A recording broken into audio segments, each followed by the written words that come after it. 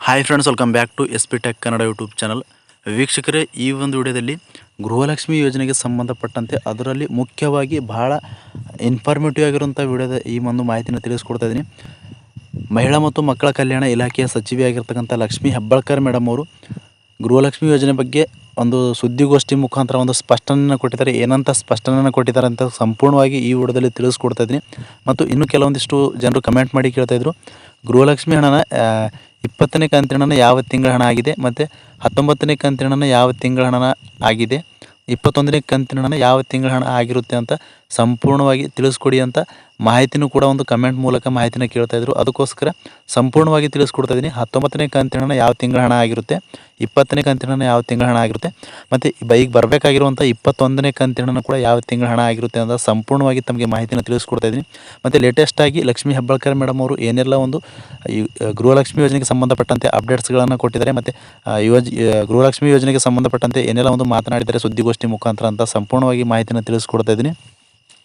ಈ ಒಂದು ವಿಡಿಯೋನ ಯಾರೆಲ್ಲ ಒಂದು ಗೃಹಲಕ್ಷ್ಮಿ ಫಲಾನುಭವಿಗಳಿದ್ದಾರೆ ಮತ್ತು ಮಹಿಳೆಯರಿದ್ದಾರೆ, ಈ ಒಂದು ವಿಡಿಯೋನ ಮಿಸ್ ಮಾಡದೆ ಅವರೆಲ್ಲರಿಗೂ ಕೂಡ ವಿಡಿಯೋನ ಶೇರ್ ಮಾಡಿ ಅಂತ ಹೇಳ್ತಾ, ತಪ್ಪದೇ ವಿಡಿಯೋಗೆ ಇನ್ನೂ ಯಾರು ಲೈಕ್ ಮಾಡಿಲ್ಲೋ ದಯವಿಟ್ಟು ವಿಡಿಯೋಗೆ ಲೈಕ್ ಮಾಡಿ. ಚಾನಲ್ನ ಹೊಸದಾಗಿ ನೋಡ್ತಾ ಇದ್ದೀರಿ ಅಂತಂದರೆ ಇಲ್ಲಿ ಸ್ಕ್ರೀನ್ ಮೇಲೆ ನೋಡ್ಕೊಳ್ಬೋದು, ಸಬ್ಸ್ಕ್ರೈಬ್ ಅನ್ನೋ ಆಪ್ಷನ್ ಇದೆ. ಸಬ್ಸ್ಕ್ರೈಬ್ ಆಪ್ಷನ್ ಮೇಲೆ ಕ್ಲಿಕ್ ಮಾಡಿ.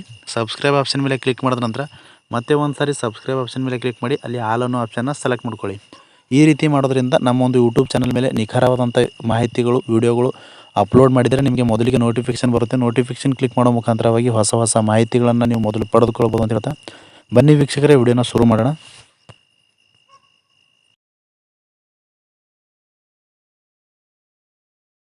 ವೀಕ್ಷಕರೇ, ಸಚಿವೆ ಆಗಿರ್ತಕ್ಕಂಥ ಲಕ್ಷ್ಮೀ ಹೆಬ್ಬಾಳ್ಕರ್ ಮೇಡಮ್ ಅವರು ಏನಂತ ಸ್ಪಷ್ಟನೆಯನ್ನು ಕೊಟ್ಟಿದ್ದಾರೆ ಅಂತ ಸಂಪೂರ್ಣವಾಗಿ ತಿಳಿಸ್ಕೊಡ್ತಿದ್ದೀನಿ.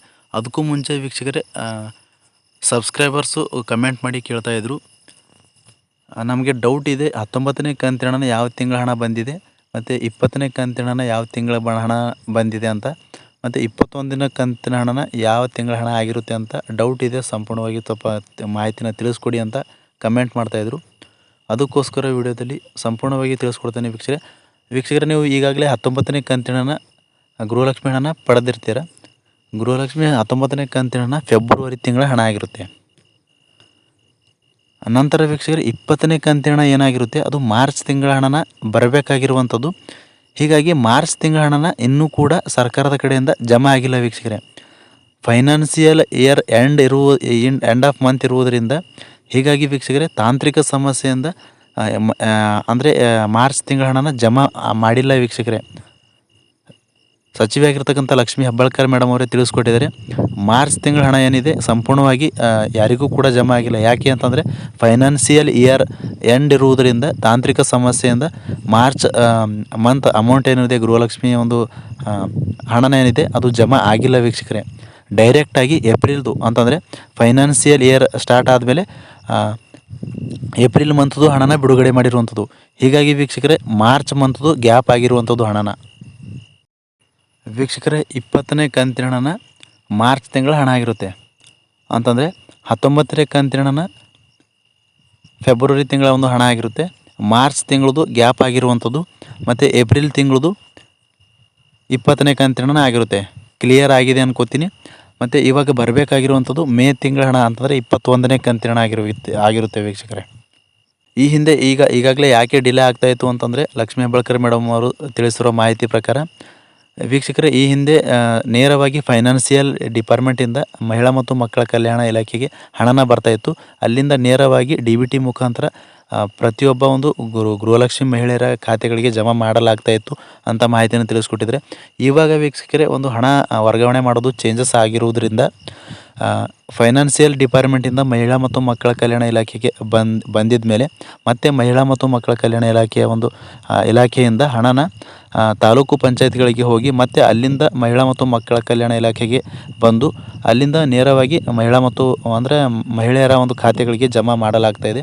ಈ ರೀತಿಯಾಗಿ ಪ್ರೋಸೆಸ್ ಸ್ವಲ್ಪ ಲೆಂತ್ ಆಗಿರುವುದರಿಂದ ಹೀಗಾಗಿ ಸ್ವಲ್ಪ ಹಣನ ಬರೋದು ಡಿಲೇ ಆಗ್ತಾಯಿದೆ ಅಂತ ಲಕ್ಷ್ಮೀ ಹೆಬ್ಬಾಳ್ಕರ್ ಮೇಡಮ್ ಅವರು ತಿಳಿಸಿದ್ದಾರೆ ವೀಕ್ಷಕರೇ. ಇನ್ನು ವೀಕ್ಷಕರೇ, ಈ ಒಂದು ಗೃಹಲಕ್ಷ್ಮಿ ಹಣನ ಪಡಿತಕ್ಕಂಥ ಮಹಿಳೆಯರ ಸಂಖ್ಯೆ ದಿನೇ ದಿನೇ ಹೆಚ್ಚಾಗ್ತಾ ಇದೆ ಅಂತಲೂ ಕೂಡ ಕಂಪ್ಲೀಟಾಗಿ ಮಾಹಿತಿನ ತಿಳಿಸ್ಕೊಟ್ಟಿದ್ದಾರೆ. ಈಗಾಗಲೇ ವೀಕ್ಷಕರೇ, ಈ ಒಂದು ಗೃಹಲಕ್ಷ್ಮಿ ಫಲಾನುಭವಿಗಳು ಅಂತಂದರೆ ಗೃಹಲಕ್ಷ್ಮಿ ಯೋಜನೆ ಒಂದು ಎಷ್ಟು ಜನ ಒಂದು ಸೌಲಭ್ಯನ ಪಡಿತಾ ಇದ್ದಾರೆ, ಒಂದು ಹಣನ ಪಡಿತಾ ಇದ್ದಾರೆ ಅಂತ ನೋಡಿದ್ರೆ 1,25,00,000ಕ್ಕೂ ಅಧಿಕ ಮಹಿಳೆಯರು ಗೃಹಲಕ್ಷ್ಮಿ ಹಣನ ಪಡಿತಾ ಇದ್ದಾರೆ ಅಂತ ಲಕ್ಷ್ಮೀ ಹೆಬ್ಬಾಳ್ಕರ್ ಮೇಡಮ್ ಅವರು ತಿಳಿಸಿರುವಂಥದ್ದು. ಈಗಾಗಲೇ ವೀಕ್ಷಕರೇ, ಮೇ ತಿಂಗಳ ಹಣನೂ ಕೂಡ ಅಂತಂದರೆ ಮೇ ತಿಂಗಳ 21ನೇ ಕಂತಿನ ಹಣನ ಯಾವಾಗ ಬರುತ್ತೆ ಅಂತ ಕೇಳ್ತಾ ಇದ್ರು ಭಾಳಷ್ಟು ಜನರು. 21ನೇ ಕಂತಿನ ಹಣದ ಬಗ್ಗೆ ಇನ್ನೂ ಕೂಡ ಸರ್ಕಾರದ ಕಡೆಯಿಂದ ಯಾವುದೇ ರೀತಿಯಾಗಿರ್ತಕ್ಕಂಥ ನಿರ್ದಿಷ್ಟವಾದಂಥ ದಿನಾಂಕನೂ ತಿಳಿಸಿಲ್ಲ ವೀಕ್ಷಕರೇ. ಇಷ್ಟು ಒಂದು ಅಪ್ಡೇಟ್ಸನ್ನು ನೀಡಿರುವಂಥದ್ದು. ಅಂತಂದರೆ ಈ ಒಂದು ಜೂನ್ ತಿಂಗಳ ಎಂಡ್ವರೆಗೂ ಒಳಗೆ ಬರಬಹುದು ಅಂತ ನಿರೀಕ್ಷಣೆ ಇರುವಂಥದ್ದು. ಕಾದು ನೋಡಬೇಕಾಗುತ್ತೆ ವೀಕ್ಷಕರೇ. ಮೇ ತಿಂಗಳದು 21ನೇ ಕಂತಿನ ಗೃಹಲಕ್ಷ್ಮಿ ಹಣ ಆಗಿರುತ್ತೆ ವೀಕ್ಷಕರೇ. ಇಷ್ಟು ಒಂದು ಗೃಹಲಕ್ಷ್ಮಿ ಯೋಜನೆಗೆ ಸಂಬಂಧಪಟ್ಟಂತೆ ಅಪ್ಡೇಟ್ಸ್ ಇತ್ತು ವೀಕ್ಷಕರೇ. ಈ ಒಂದು ಅಪ್ಡೇಟ್ನೇ ತಮಗೆ ತಿಳಿಸ್ಕೊಟ್ಟಿದ್ದೀನಿ. ಮತ್ತೆ ಏನಾದರೂ ಗೃಹಲಕ್ಷ್ಮಿ ಯೋಜನೆಗೆ ಸಂಬಂಧಪಟ್ಟಂತೆ ಡೌಟ್ಸ್ ಇದ್ದರೂ ಕೂಡ ಕಮೆಂಟ್ ಬಾಕ್ಸಲ್ಲಿ ಕಮೆಂಟ್ ಮಾಡಿ. ಅಂತಹ ಕಮೆಂಟ್ಗಳಿಗೆ ನಾನು ಆದಷ್ಟು ರಿಪ್ಲೈ ಮಾಡೋದಕ್ಕೆ ಪ್ರಯತ್ನ ಮಾಡ್ತೀನಿ ಅಂತ ಹೇಳ್ತಾ, ಫ್ರಮ್ ಬಿಗಿನಿಂಗಿಂದ ಎಂಡ್ವರೆಗೂ ವಿಡಿಯೋ ನೋಡೋದಕ್ಕಾಗಿ ತಮ್ಮೆಲ್ಲರಿಗೂ ಹೃದಯಪೂರ್ವಕ ಧನ್ಯವಾದಗಳು ಸರ್. ಮತ್ತೆ ಇದೇ ರೀತಿಯಾಗಿರ್ತಕ್ಕಂಥ ಹೊಸ ಮಾಹಿತಿಯೊಂದಿಗೆ ಭೇಟಿಯಾಗ್ತಿರೋಣ. ಅಲ್ಲಿವರೆಗೂ ನಮಸ್ಕಾರ.